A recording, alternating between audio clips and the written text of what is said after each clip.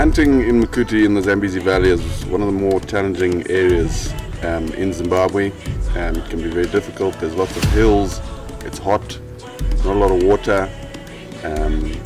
It's about as wild hunting as you can get, in my opinion. I really enjoy Zimbabwe because the hunting here is free range, fair chase, and the game animals are exceptional.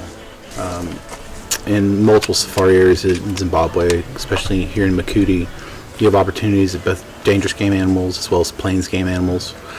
And that really is the major lure for me for coming back to Zimbabwe, is the ability to have a true old school free range safari.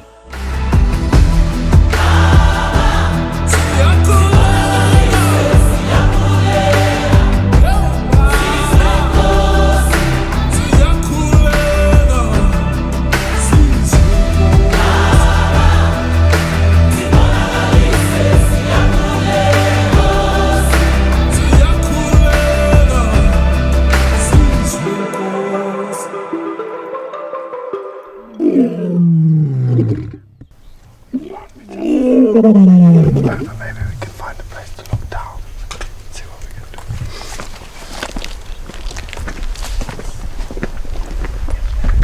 On the safari, we are hunting a buffalo is our main animal with Charlie, as well as with like a tuskless and some various plains game species.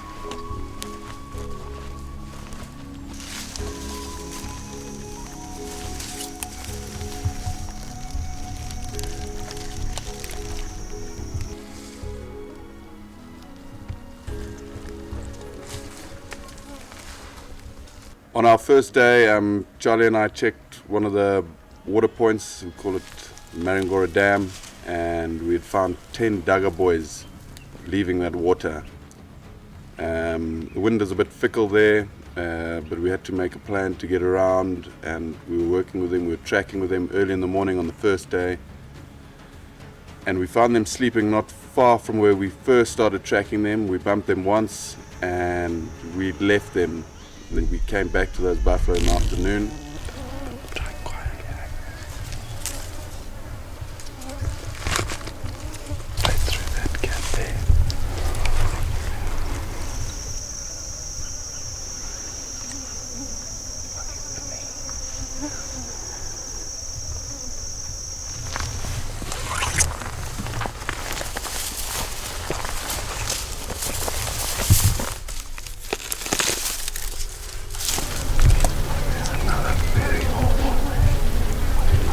Try to get around, and we were just working with them. The situation wasn't ideal.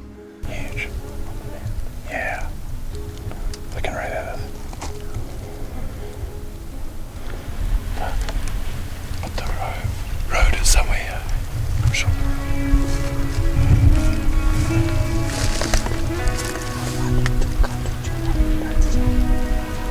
But time the sun has set, so we've got 30 minutes of light.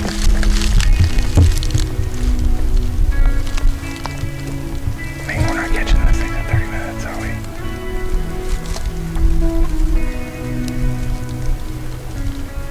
Where's our property line? Decent old bulls in there, and yeah, unfortunately we just ran out of light with them crossing out of our area, and yeah, we then worked with them for the next 5 or 6 days. The Zambezi Escarpment is one of the areas that has been written about frequently over and over due to its vastness and beauty and rugged terrain. So to me, hunting Makuti is an opportunity to really relive those hunts and experience the things that I've read about in books. Ready? Mm-hmm.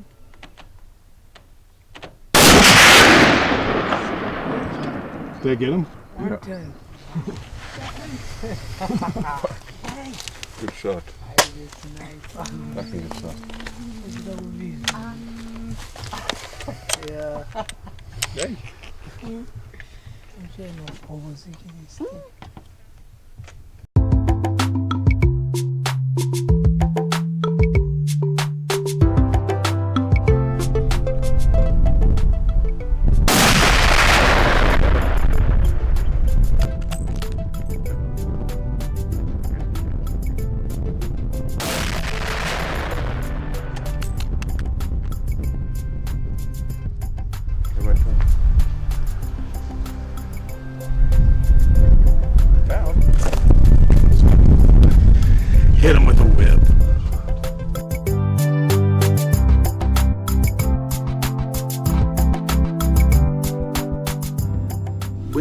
choosing your professional hunter, that's one of the most important decisions you make for a safari, because you're going to spend 12, 14, 16 hours a day with that guy, and their skills not only are not only important for your safety, but also for your success.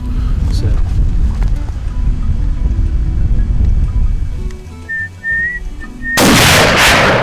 Reload. Hit him back, I think. Hit him quite far back. Okay.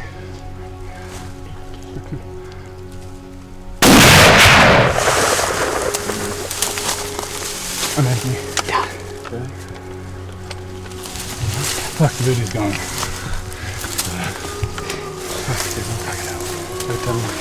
Third time lucky. It's the first 2 times I sucked.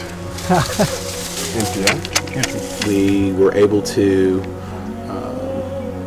maneuver through the escarpment and place a couple good shots on him. This is a true free-range Zimbabwean mature kudu who's lived his entire life on the escarpments, evading lions and poachers. We decided to get up extra early this morning. It's 4:45. We're going to try and get there and at first light move in and see if we can spot these guys as they're making their way out of Sable Spring and back towards the property border. It's funny on a safari how things work and luck changes, things happen for a reason. We'd been playing with the buffalo at the dam in the afternoon, and then we were coming back and we decided to try and stop at one of the hotels on the way in and have a drink and a few things just to slow us down slightly as we were going, and we were coming back to camp in the early evening, and we saw 2 Duggar boys crossing the main road into our area. So we marked it on the GPS, and there were 2 Duggar boys that we'd been following, or we'd been checking on within our area. We knew they were moving there, but we had caught them at this particular time.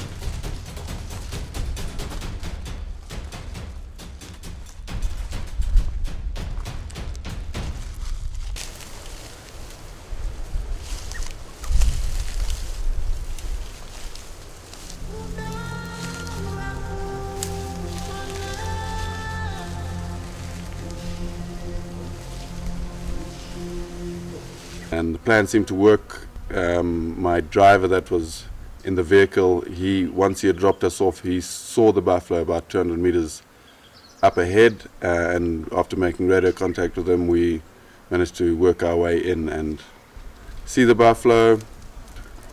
Yeah, it wasn't as simple as that. We had to make a couple of stalks. We found them in the long grass, and yeah, they were onto us, but eventually managed to get a good chance.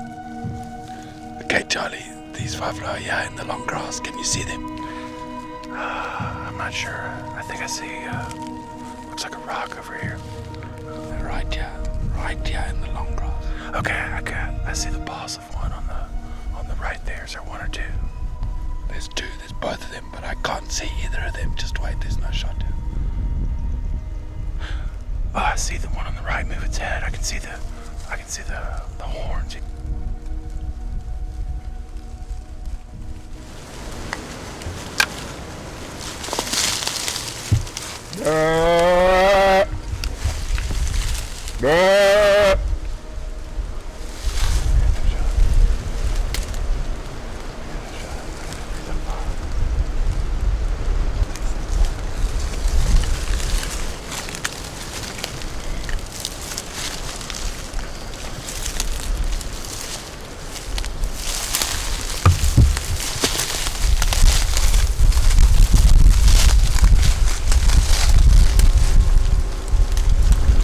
I was very excited.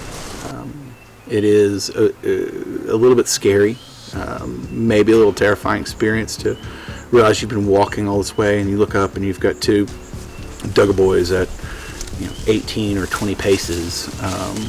But the The good news was we had the wind in our favor, and we positioned to try and get a shot at that range. Unfortunately, we were in really tall grass.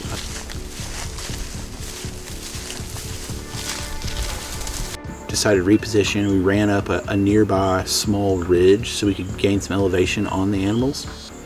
And as we moved up the ridge, the animals heard our noise and started to walk off. Okay, yeah, they come, Charlie. Yeah, they come. I see them. The one in the front. The one in the front's good. I see them.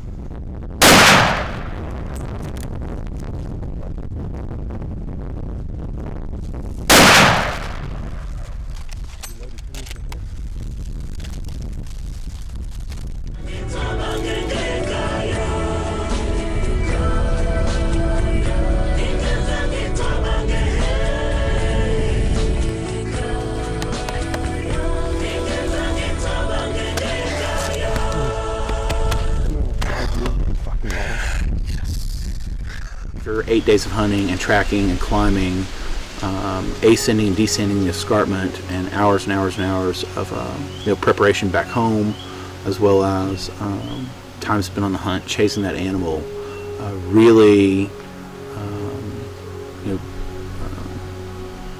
was really exciting. It's the culmination of good hunting and good preparation, and also a bit of good luck.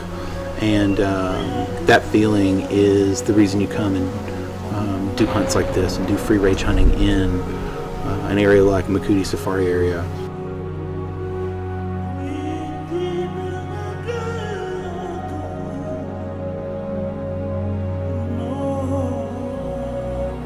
There's lots of hills, it's hot, not a lot of water.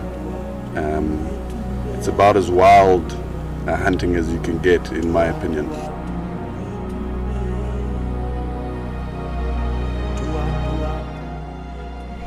So we found this elephant.